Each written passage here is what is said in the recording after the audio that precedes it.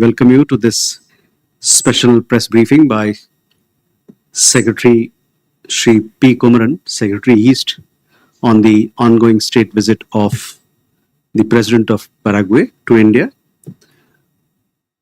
We also joined by Shri Praful Chandra Sharma, who was Joint Secretary looking after Paraguay and Latin American countries, as also our Ambassador Designate to Paraguay, Shri Piyush Singh. With that, I hand over the floor to Secretary Sir to take you forward with this briefing. Sir, the floor is yours. Thank you, Randhir. Dear friends, thank you very much. Thank you for joining us for this briefing on the state visit of the President of Paraguay, His Excellency Mr. Santiago Peña Palacios to India. As we announced earlier, and as most of you are aware, at the invitation of Prime Minister Shri Narendra Modi, the President of Paraguay, His Excellency Mr. Santiago Peña Palacios, is on a state visit to India from 2nd to 4th of June 2025. This is the first visit of President Peña to India, and it is only the second visit by a President of Paraguay to India. The last visit was in 2012 by the then President. He is accompanied by a high-level delegation comprising ministers, members of parliament, governor of a province, and senior officials. President Peña arrived in New Delhi this morning. He was received at the airport by accompanying minister Shri Harsh Malhotra, Minister of State for Corporate Affairs. He was accorded a ceremonial guard of honor and a cultural welcome at Palam Air Force Station. President Peña's state visit commenced with a courtesy call on him by the External Affairs Minister, Dr. S. Jaishankar. President Peña then visited Rajghat, where he paid his tribute at the Samadhi of Mahatma Gandhi, and then arrived at Hyderabad House for the meeting with Prime Minister Shri Narendra Modi. The two leaders held a comprehensive discussion on the entire spectrum of bilateral relations, including trade and investment, health and pharmaceuticals, defense and security, infrastructure, mining and mineral resources, agriculture and food security, green energy, ICT, digitalization, innovation, disaster management, science and technology, education, and people-to-people links. Later this evening, President Peña is scheduled to meet Honorable Rashtrapati Ji, Srimati Draupadi Murmu, who would be hosting a banquet in his honor. As you may know, friends, India and Paraguay established diplomatic relations in September 1961 and have since enjoyed warm and friendly ties. The bilateral relationship was expanded steadily with growing cooperation in sectors such as trade, agriculture, health, pharmaceuticals, and information technology. Paraguay is a growing trade partner for India in the Latin American region. Several Indian companies, particularly in the automobile, biofuel, and pharmaceutical sectors, have a presence in Paraguay. Likewise, Paraguayan businesses are present in India through joint ventures and representative offices in India, contributing to strengthening commercial ties between the two countries. This visit comes soon after the barbaric terrorist attack in Pahalgam, Jammu and Kashmir. Prime Minister Modi expressed his deep appreciation to Paraguay for its strong condemnation of the terrorist attack in Pahalgam, as well as for the sincere condolences and solidarity expressed with the people and the government of India. Both leaders unequivocally condemned terrorism and violent extremism in all its forms and manifestations. On behalf of the Paraguayan people, President Peña expressed his deep solidarity with the victims and families of the terrorist attack.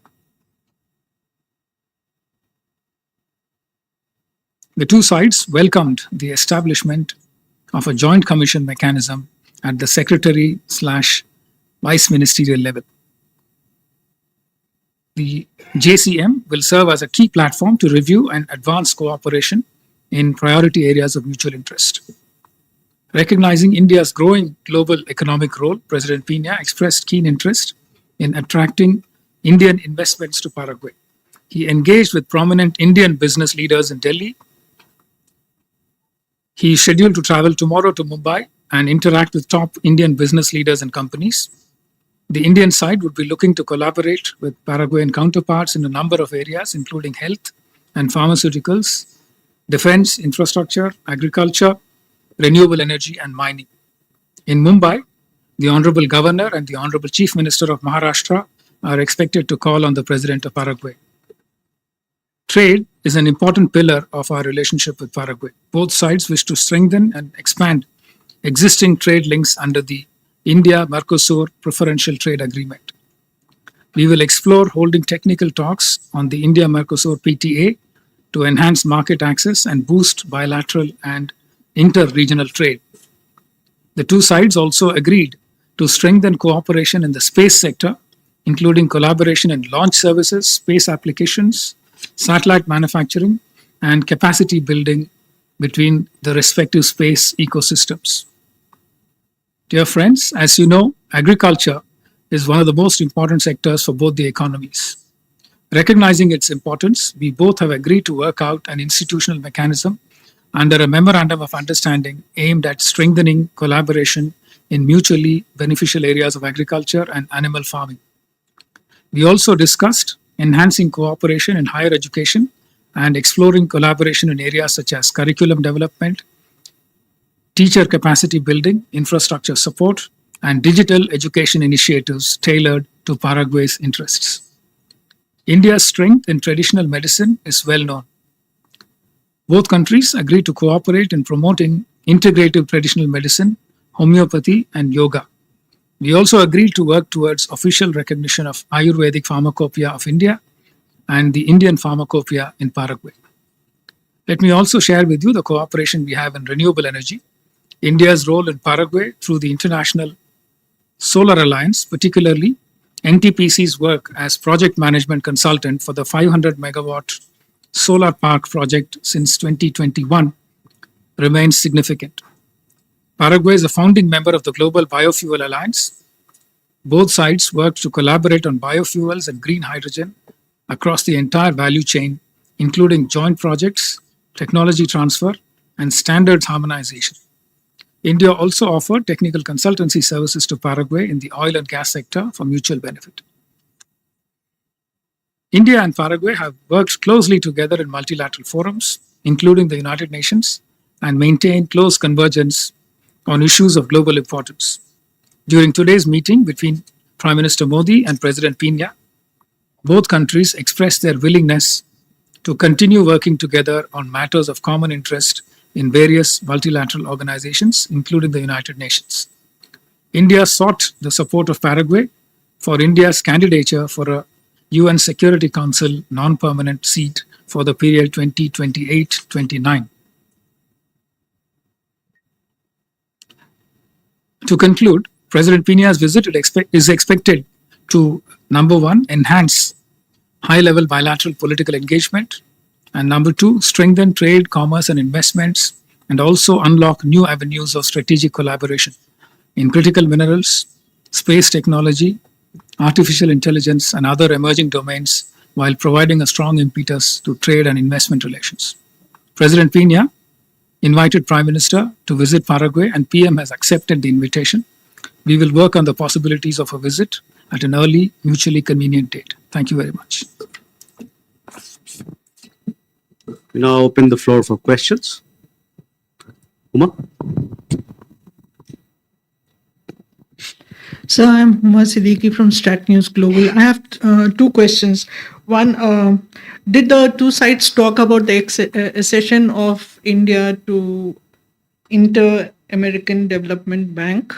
One. My second question is about the Mercosur talks. The expansion of Mercosur has been going on for a while and it's getting delayed. So when is the next round of negotiations going to take place? And my third question is, in the defense sector, you mentioned that the two sides, Paraguay has expressed interest. So anything specific that they're looking for? So Okay. what is the third question?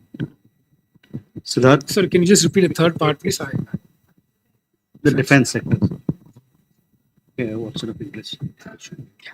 Siddharth? Hi, so Siddhant from Vion. I believe this is the second high-level visit from Latin America to India after the Chilean president's visit. So, what's India's broader overview in terms of relationship with the Latin American countries? My second question is India and Paraguay, the convergences on reforming the United Nations Security Council. If you can perhaps elaborate on that, given that both countries are part of the global south. We'll take one. Keshav? Thank you, sir. Keshav Padmanabhan from The Print. I just wanted to talk about agricultural cooperation because you said that this was discussed. So this idea of contract farming that we've, have agreements with other countries. So are we looking at any specific forms of cooperation with with Paraguay in particular? And was that sort of discussed during this visit? Thank you. Sir. Thank you for your question, Suma, on the Inter-American Development Bank. There was no specific discussion on the, India's accession to the IADB. That's an idea that is being discussed within the ministry, but there was no opportunity to discuss this during this visit. Mercosur, India preferential trade agreement. Yes, we have a serious interest in expanding the scope and reach in terms of the range of products that the PTA deals with. But before we do that, a certain consensus has to be built up between the 5 members of the Mercosur. We are talking to all the partners in the Mercosur region. What we need to do is also to agree on the terms of reference for those discussions and then take it forward. Clearly, the next step is to try and get all the members of the Mercosur on the same page on what exactly we want to discuss and how we want to take forward the expansion project for the PTA. Defense cooperation, yes. For many years now, the sense we got is that Paraguay has not focused on a particularly expansive defense expenditure. In recent years, I believe they are focusing on expanding their defense capabilities, purchasing more defense hardware, etc.